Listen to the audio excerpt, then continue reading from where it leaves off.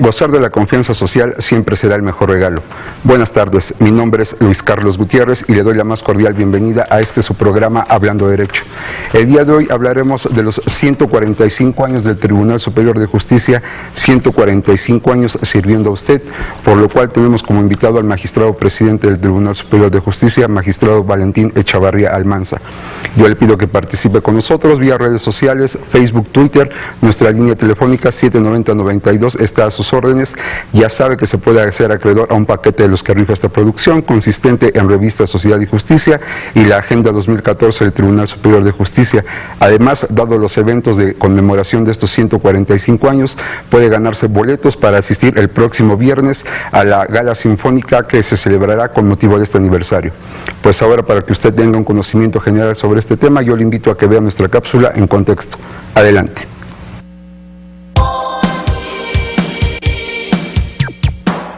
Desde 1869 se instauró el Tribunal Superior de Justicia en el estado de Hidalgo, conformado principalmente por hombres. Fue hasta 1960 que se designó a la primer juez, María Gloria Moya Huerta, en el distrito de Pachuca. A lo largo de los años, el Tribunal Superior de Justicia ha logrado impartir justicia en el estado, procurando siempre el bienestar de todos los hidalguenses en materia legal. Este gran trabajo merece celebrarse de una manera especial con diversas actividades desde el 3 hasta el 8 de marzo, entre las que destacan la instalación de conferencias, exposiciones y paneles en los que se hablará sobre las nuevas transformaciones en el derecho, como en la implementación del nuevo sistema de justicia penal, además de las reformas constitucionales en materia de derechos humanos y el Código Nacional de Procedimientos Penales, así como una exposición donde se dé a conocer el archivo histórico con el objetivo de que la población pueda reconocer la transformación del Estado en materia jurídica y el trabajo que el tribunal ha realizado en materia de equidad de género y la evolución del mismo. Instituciones de gran importancia como la Universidad Autónoma del Estado de Hidalgo, Universidad La Salle, Campus Pachuca y la Universidad Ibero-Mexicana también serán partícipes de este gran aniversario. Además de organizar el panel denominado Currícula Universitaria y el Nuevo Sistema de Justicia Penal, donde participará Enrique Carpizo Aguilar. De la misma forma, proyecta el Tribunal Superior de Justicia del Estado de Hidalgo un concurso de oratoria. El presidente del Tribunal Superior de Justicia del Estado de Hidalgo, Valentín Echavarría Almanza, agregó que durante el desarrollo de las actividades se efectuará otro panel llamado Los nuevos operadores del sistema penal acusatorio, así como la presentación de la Banda Sinfónica del Estado y una caminata recreativa. Siempre con la firme decisión de seguir trabajando por el bien de los hidalguenses.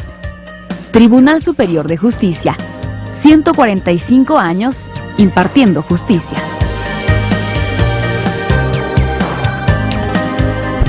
Gracias a usted que nos acompaña una semana más en su programa Hablando Derecho, y como usted ya lo vio, hoy nuestro tema serán los 145 años del Tribunal Superior de Justicia, 145 años impartiendo justicia, trabajando para usted que está ahí en casa, para que usted siempre esté seguro, tranquilo, y nuestro mejor regalo como institución es esa confianza que nos da a través de nuestro trabajo. Y pues el día de hoy tenemos un hombre que ha hecho parte de esta historia de los 145 años, y el magistrado presidente del Tribunal Superior de Justicia, magistrado Valentín Echavarría Almanza. Magistrado, buenas tardes, gracias por estar con nosotros. Luis Carlos, buenas tardes, un gusto de saludarte a ti y a todos nuestros televidentes. Magistrado, 145 años de una institución que ha servido y servirá a los hidalguenses desde aquella fecha remota en que se instauró. Es cierto, mira, Luis Carlos, el 2 de marzo de 1869, por decreto presidencial, se integra el Tribunal Superior de Justicia. Tribunal Superior de Justicia que tuvo como razón de ser precisamente la defensa de los derechos democráticos y constitucionales de todos los hidalguenses. En esta historia de 145 años habrá habido momentos más importantes que otros o que han sobresalido más, y así también momentos difíciles en esta historia. ¿Qué momentos recordaría usted de estos 145 años? Bueno, mira, tenemos que hacer una separación el Poder Judicial, como mucha gente tiene presente, y ya hemos dado algunos datos en este sentido, inicia su funcionamiento en un edificio ubicado en la calle de Hidalgo, conocido como Casas Coloradas. En ese primer espacio se establece por primera vez el Tribunal Superior de Justicia, en el que el primer presidente del tribunal fue el magistrado Díaz Osorio, y formaron parte 5 magistrados. Desde esa época a la actualidad han estado en funciones 178 magistrados. Como podrás darte cuenta, en 145 años de vida institucional del Poder Judicial, en el tema del Tribunal Superior de Justicia, pocos hidalguenses han tenido la investidura de magistrados. Pero aparte de hablar de los espacios donde se ha establecido el Tribunal Superior de Justicia, teniendo como un antecedente histórico de gran importancia cuando estaba en funciones en la Casa Rull, espacio conocido en este momento como la residencia del Ayuntamiento de la capital del estado, y en el que por alguna circunstancia existió el evento de la destrucción del archivo histórico del Poder Judicial, pero con la intervención de algunos hidalguenses importantes, entre ellos el maestro Méndez Yaguno, el maestro Vergara, rescatan ese acervo cultural que hoy nos permite presumir que en el estado de Hidalgo tenemos un archivo de gran tesoro histórico en el ámbito de la función jurisdiccional. Hace algunos años se publicó un libro haciendo referencia a los 500 años de impartir justicia de un autor de apellido Tenorio.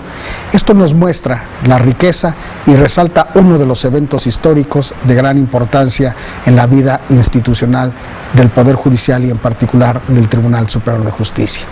Después de ese espacio en el cual estuvo albergado el Tribunal Superior de Justicia, incluso los juzgados civiles, y en su momento, en 1983, el primer juzgado en materia familiar, estuvo posteriormente en las instalaciones de lo que se conoció en su momento como las instalaciones de la Feria Internacional de Pachuca, hasta que en el año de 1998 se ubica el Tribunal Superior de Justicia en la sede en la cual actualmente está operando.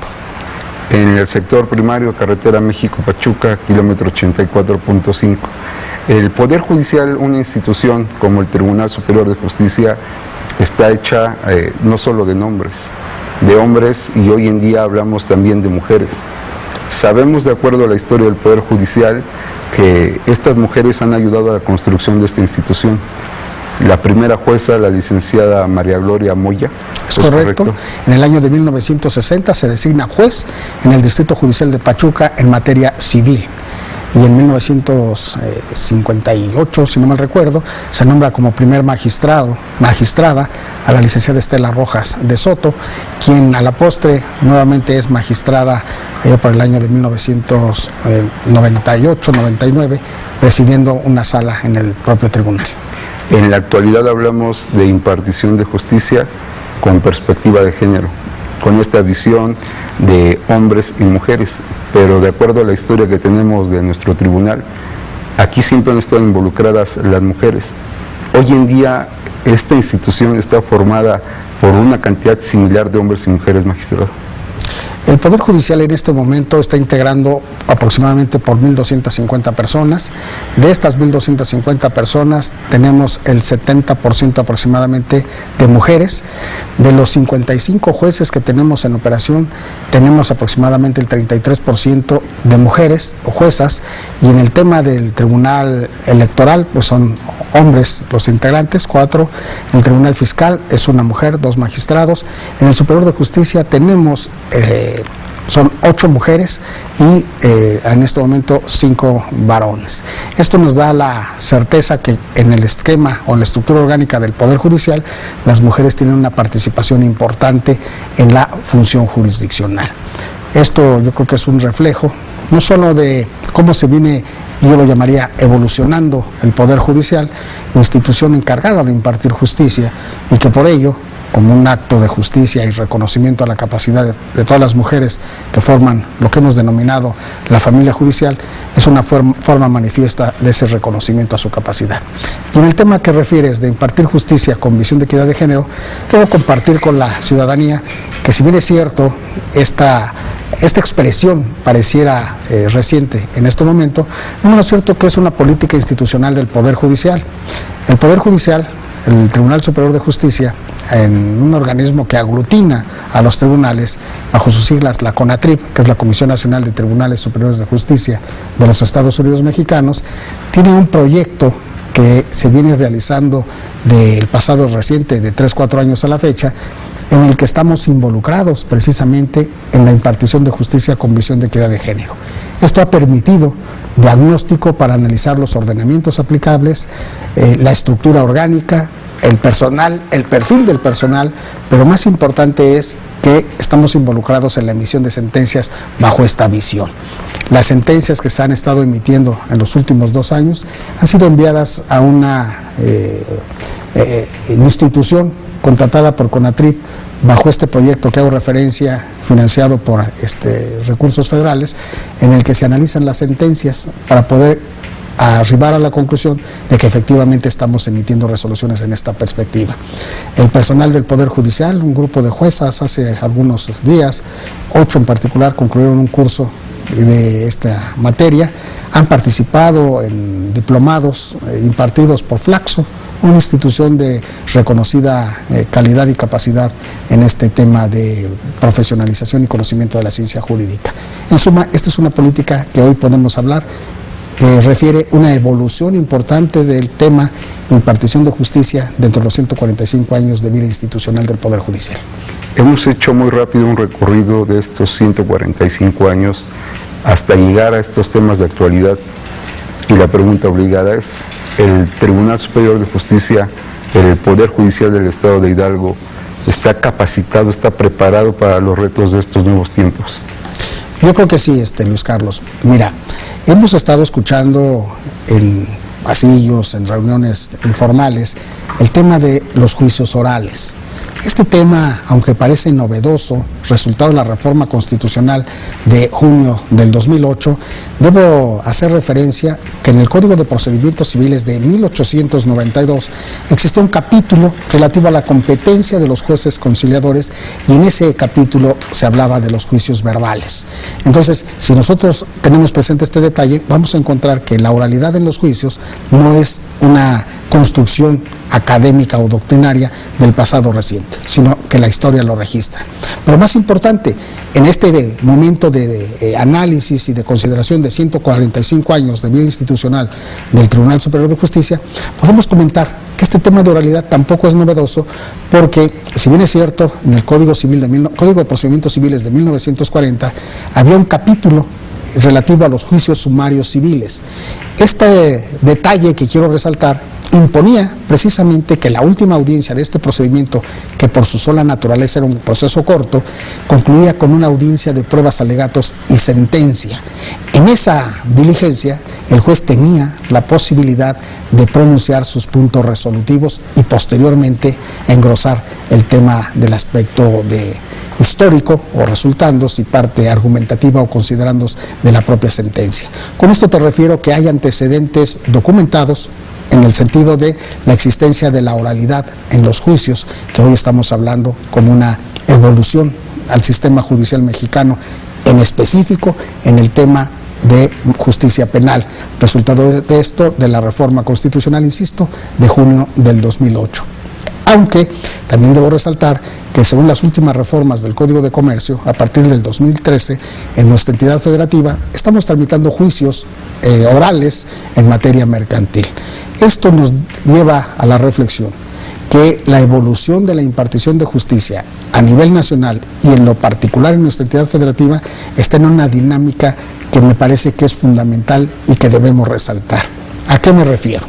Que la impartición de justicia, para que sea, en primer lugar, y será un punto que habré de tocar un poco más adelante, que se cumpla con el mandato constitucional y fundamentalmente de transparencia, la práctica de diligencias en estas características nos permite transparentar aún más la actividad jurisdiccional. Y con ello seguimos hablando de la evolución del Tribunal Superior de Justicia, o más en general del Poder Judicial de nuestra entidad federativa. Hablamos de estar a la vanguardia en cuanto hace la función jurisdiccional, actualizándonos como integrantes de esta institución en las nuevas materias, en el nuevo conocimiento jurídico, pero somos una institución que brindamos atención a la ciudadanía. El Poder Judicial, ¿cómo se ha actualizado para brindar estos servicios? Hay temas muy sensibles como las personas que cobran pensiones. En general, ¿cómo se han actualizado estos servicios a la sociedad en general, magistrado? Son temas que podemos ir aterrizando poco a poco, sin embargo, para tener una secuela, insisto, hacer referencia de la evolución del Tribunal Superior de Justicia. Por 1979, bajo la presidencia del magistrado César Vieira, se incorporó al Poder Judicial un área de informática que precisamente tenía como objetivo la sistematización de la información para tener un mejor control y saber bajo qué condiciones o qué estatus encontraban los procesos jurisdiccionales. Con este inicio, en la actualidad, estamos hablando ya de una evolución y sobre todo de la incorporación de la tecnología para los procesos jurisdiccionales. A partir de esta fecha, 1979, a este momento, podemos considerar que ha habido una evolución. En particular, tenemos una área que precisamente es la encargada de llevar a cabo los procedimientos necesarios para este fin. El Consejo de la Judicatura, que es uno de los elementos que considero son importantes en la evolución del Poder Judicial, porque seguramente algunos lo sabrán, pero en su momento el tema de la administración y vigilancia de juzgados y del propio administración del propio tribunal era una atribución del Pleno del Tribunal Superior de Justicia. Sin embargo, con el Consejo de la Judicatura, constitucionalmente se le confiere esta facultad. Este Consejo de la Judicatura está integrado por comisiones y una de ellas, la de Planeación y Desarrollo Tecnológico, tiene como obligación estar incorporando estos elementos. Este aspecto nos lleva hoy a determinar que de 1979 a la fecha, hoy tenemos una página web que nos permite la difusión de las acciones, de los proyectos y en sí de todo lo que es el Poder Judicial de fácil acceso a la ciudadanía. Pero también en este tema de modernización y sistemas tenemos el acceso a lo que hemos denominado unos kioscos que nos permiten, sin estar presentes en el local de los juzgados, en especial del Estado y en particular de Tulancingo, Pachuca y de las salas civiles y familiares, saber, incorporando solamente el número del expediente o en su caso de la toca, el estado procesal que guarda cada uno de estos expedientes. Y con ello, en primer lugar, permitir una mayor accesibilidad a la información. En segundo lugar, que no sea necesario que se presenten los interesados en las áreas del Poder Judicial y sobre todo tener un control de la información que se está generando en relación a sus controversias. Este apartado tiene otro elemento que, insisto, es también de modernización, en el que ya en los distritos judiciales de Pachuca y las salas civiles y familiares estamos integrando un expediente digital. Con el ingreso de una promoción se genera un número único, un código de barras y a su vez el escaneo de los elementos que se están ingresando y que constituye un expediente virtual. En este momento el Consejo de la Judicatura, en la Comisión de Investigación, está realizando el estudio de los ordenamientos relativos para, en su caso, poder hablar de un expediente digital y sobre todo el planteamiento de juicios a distancia. Esta innovación tecnológica abarca otros elementos. En el caso específico, como bien referías hace un momento, Luis Carlos, un procedimiento que siempre había sido hasta cierto punto tardado para que los beneficiarios de una pensión alimenticia pudieran disponer de este recurso, generó que se implementara como política de acceso a la justicia pronta, que se elaborara un programa para acceder al pago de pensión alimenticia mediante tarjetas bancarias. Con esto, siguiendo las reglas de la propia institución bancaria, si la pensión alimenticia es consignada antes de las 12 del día, puede ser dispuesta el mismo día. Si es después de las 12 del día, a partir del día siguiente estará disponiéndose de este recurso. Esta es una parte de incorporación de modernización, como también algo muy sensible. Esta evolución nos lleva a la reflexión también de buscar una mejor solución a las controversias jurídicas. Y en el caso específico de materia familiar, en la que los menores de edad están inmersos en estos litigios, requiere en consecuencia, para una mejor resolución, escuchar a los menores respecto de la situación que de hecho guardan al interior del núcleo familiar. ya está concluido. En muy breve tiempo estará operando un centro interactivo. Esto nos va a permitir que en un espacio especializado y con tecnología podamos entrevistar a los menores y proporcionar estos la información clara y precisa de las circunstancias en las que se encuentran en el núcleo familiar. Y con ello, con esta información, poder los jueces y magistrados en su momento emitir resoluciones que de mejor forma resuelvan los problemas de estos menores, siempre considerando el interés superior de estos. Es así, buscar la mejor solución para que no sean dañados en su desarrollo, en su sano desarrollo. Un aspecto más en el cual el tema de innovación está involucrado en el Poder Judicial es que en su momento, cuando se constituye el Instituto de Profesionalización del Poder Judicial, pues era una escuela en la cual se impartían cursos presenciales de diversa naturaleza, como constante, insisto, del Poder Judicial, pero en este momento ya estamos a muy poco tiempo de poner en operación lo que hemos denominado el campus virtual del Instituto de Profesionalización. Magistrado, si nos permite, necesitamos ir a un corte y cuando regresemos nos comenta sobre este campus virtual. Sí, cómo no. Yo le recuerdo que estamos hablando derecho, el 790-92 está a sus órdenes, nuestras líneas de contacto, las páginas sociales, Facebook y Twitter, por favor comuníquese con nosotros, vamos a una pausa y regresamos.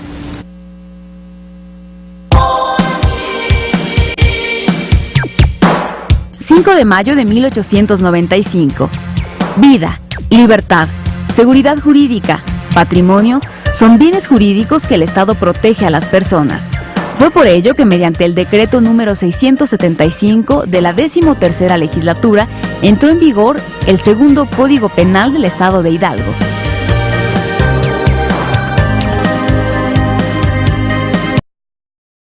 ...16 de enero de 1932...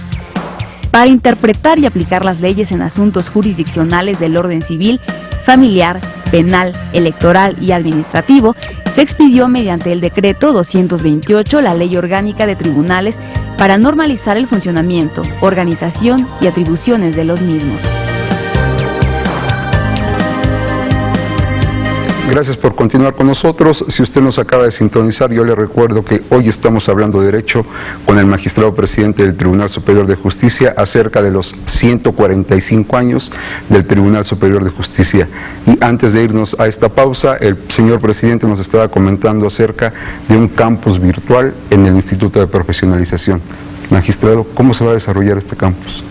Bueno, este tema es importante, sobre todo si tenemos presente que hoy el Instituto de Profesionalización del Poder Judicial del Estado es una institución educativa que tiene precisamente la capacidad y la autorización legal para impartir cursos de posgrado, maestrías incluso, por decreto que emitiera en su momento el gobernador del Estado de Hidalgo, licenciado Miguel Ángel Osorio Chong. Este instituto a nivel nacional ya tiene un estatus de gran importancia, pues en este momento se están impartiendo 4 maestrías en diversas materias en el propio instituto, con un claustro de profesores que forman parte precisamente del Instituto de Investigaciones Jurídicas de la Universidad Nacional Autónoma de México. Por un detalle más, el año pasado se obtuvo el registro de validez oficial para poder impartir la licenciatura en Derecho en el propio instituto. Esto es importante, porque además de que los cursos que se imparten en esta institución educativa tienen el aval en el conocimiento de la ciencia jurídica por el Instituto de Investigaciones Jurídicas de UNAM, tiene además la validez oficial como cualquier otra institución académica. Y en este sentido, precisamente, hablando de una evolución del Poder Judicial y en específico del propio instituto, pues estamos en la implementación ya del campus virtual de esta institución educativa, lo que nos va a permitir llegar hasta los rincones más apartados de nuestra entidad federativa y con ello generar la profesionalización y actualización del conocimiento de todo el personal que forma parte del propio Poder Judicial. El futuro de este instituto es ser una escuela. Es una escuela, porque así está determinado por el decreto al que he hecho referencia, y sobre todo hoy con la oferta educativa que se tiene, que a nivel nacional muy pocos tribunales tienen esta oferta con estas características. Gracias, magistrado. De estos 145 años, usted ha escrito la historia en los últimos 33. Usted es el único presidente que ha pasado por toda la carrera judicial. ¿Cómo empezó usted, magistrado? Bueno, tuve la oportunidad de desarrollar mi actividad profesional como actuario y como secretario en el Juzgado Mixto de Primera Instancia del Distrito Judicial de Mixiahuala en el año de 1981. Y a partir de esa fecha podemos hacer referencia a algunos datos interesantes. En este periodo, en 1983, se promulga en el estado de Hidalgo el primer código familiar a nivel nacional. Este ordenamiento, que además se promulga un código de procedimientos familiares. ¿Y por qué la referencia?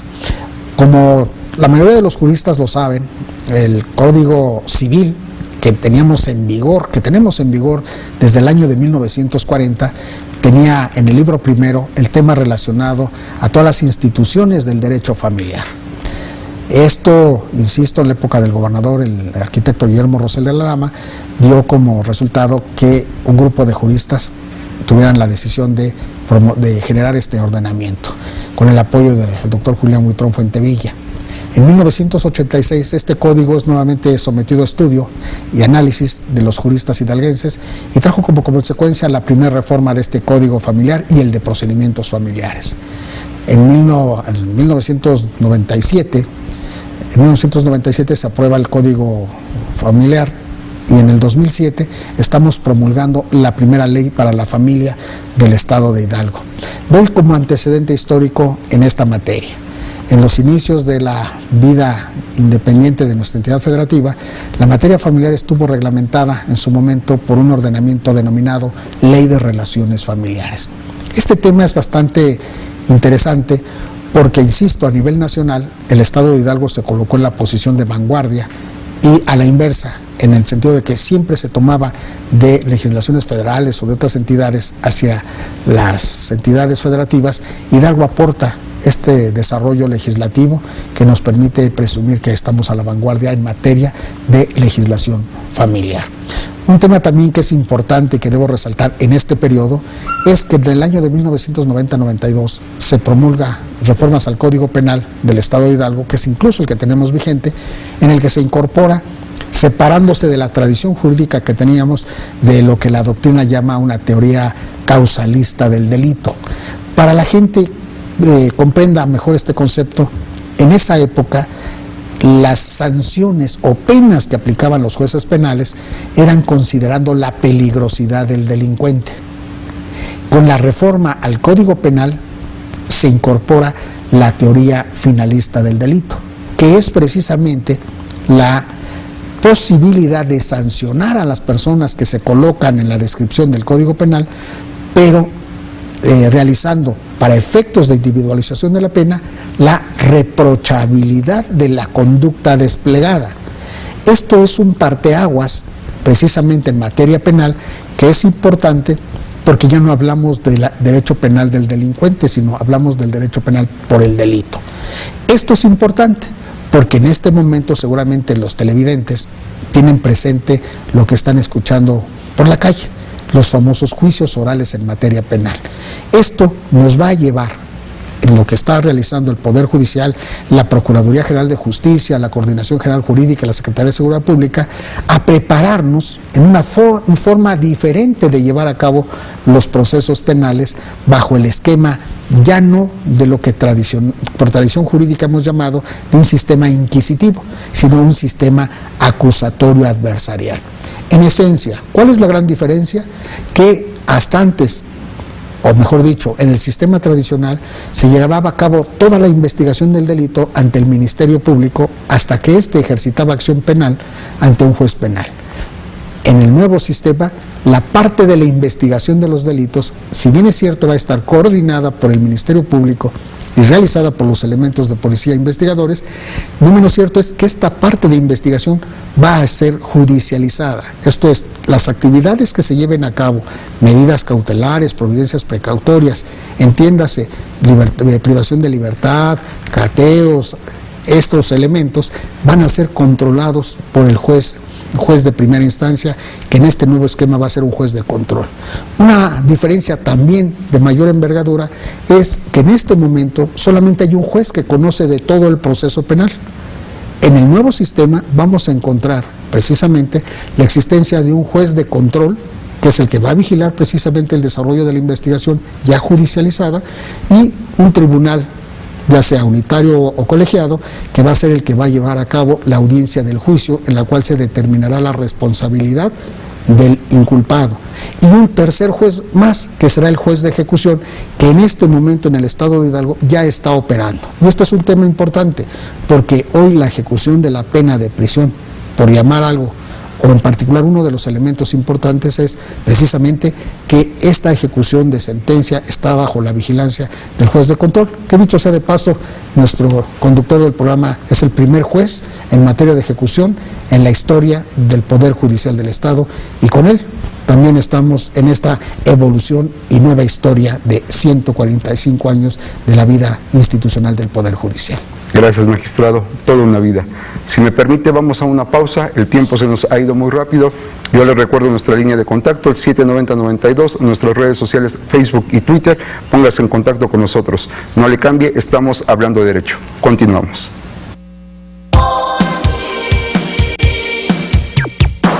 ...25 de mayo de 1940... bajo el gobierno del licenciado Javier Rojo Gómez, con una mirada de progreso y desarrollo para la entidad, se publica en el periódico oficial del Estado el Código Civil y de Procedimientos Civiles, y se emitieron la Ley Orgánica del Ministerio Público, la Ley de Notaría y la Ley de Agricultura.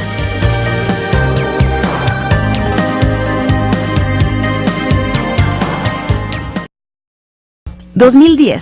El Tribunal Superior de Justicia, representado por el magistrado Valentín Echavarría Almanza, encabezó estrategias para el Proyecto Nacional de Conservación y Fortalecimiento de Archivos Judiciales, compromiso que obtuvo el reconocimiento a nivel internacional a través del dictamen técnico por parte de la Facultad de Archivonomía de la Universidad Autónoma de Barcelona, España. Gracias por continuar con nosotros. Estamos con el magistrado presidente del Tribunal Superior de Justicia y presidente del Consejo de la Judicatura del Poder Judicial del Estado. Magistrado, para estar actualizados nos restan 2 puntos: control de convencionalidad y el control difuso de la Constitución. Estamos a la vanguardia en estos temas. Aquí es importante resaltar, Luis Carlos, algo que es fundamental. Hemos hablado de una evolución de 145 años de impartición de justicia en el Estado de Hidalgo. Yo me atrevo a asegurar que a partir del mes de junio del 2011, con la reforma al artículo 1 de la Constitución Política de los Estados Unidos Mexicanos, en el que impone que todas las autoridades en el ámbito de sus atribuciones deben de respetar y, en su caso, determinar el respeto y restitución de la violación de los derechos humanos, esto nos coloca en una posición diferente a la que veníamos desarrollando. Antes de esta reforma constitucional, los tribunales locales, me refiero Superior de Justicia, incluso Tribunal Electoral, incluso Tribunal Fiscal Administrativo y los jueces de primera instancia, solamente tenían la posibilidad de resolver controversias en el contexto de la legalidad, esto es, aplicando leyes secundarias. Con esta reforma estamos en el imperativo constitucional de ser tribunales de esta naturaleza, tribunales de constitucionalidad y convencionalidad. Esto es, tenemos que revisar que las leyes que vamos a aplicar no contravengan disposiciones de la Constitución Política de los Estados Unidos Mexicanos o alguna norma consagrada en un documento internacional en el que el Estado mexicano sea parte y por consecuencia obligado a atender. Esto tiene un precedente.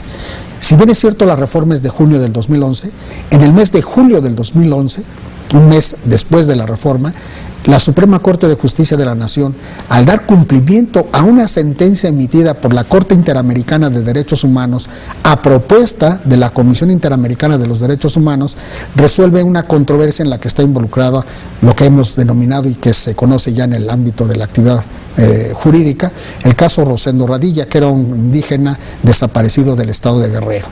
En esta sentencia que emite la Suprema Corte de Justicia de la Nación se determina ya como obligación de los tribunales locales atender este tema del control difuso de constitucionalidad y convencionalidad, reservándose el control concentrado en el Poder Judicial de la Federación. En este momento, los magistrados integrantes de los tribunales y los jueces de primera instancia han llevado a cabo cursos de capacitación para el efecto de estar resolviendo en consecuencia en este tenor. Creo yo que este es uno de los parteaguas más importantes que se dan en el Estado mexicano y en particular en nuestra entidad federativa, lo que modifica precisamente nuestro sistema judicial.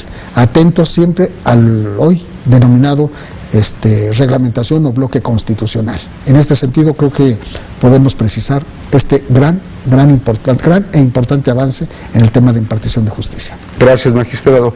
Para usted que nos está siguiendo este día, le comentamos que el Poder Judicial, el Tribunal Superior de Justicia, tiene una serie de eventos para conmemorar estos 145 años, por lo cual le invitamos que hoy a las 7 de la noche acuda al Teatro San Francisco. Es la presentación del Ballet Folclórico del Estado de Hidalgo. El día de mañana a las 10 horas se inaugurará una exposición del archivo histórico en las nuevas salas de oralidad. Le pedimos por favor que asista, así como a las 12 horas se realizará el primer panel denominado Currícula Universitaria y el Nuevo Sistema de Justicia Penal. Nuestro invitado será el maestro Enrique Carpizo Aguilar. El día 5 de marzo tendremos un concurso de oratoria en el Auditorio Benito Juárez del Tribunal Superior de Justicia. El día 6 de marzo una conferencia sobre el nuevo sistema de justicia penal impartida por el maestro Jorge Nader Curi. El mismo 6 de marzo a las 5 de la tarde una muestra de cine con diversos temas jurídicos. El día 7 de marzo la ceremonia protocolaria por el Día del Juez. A las 12 del día del mismo 7 de marzo un segundo panel denominado Los Nuevos Operadores del Sistema Penal Acusatorio, donde tendremos como invitada a la doctora Patricia Lucila González Rodríguez. Y el día 8 de marzo vamos a cerrar con una caminata.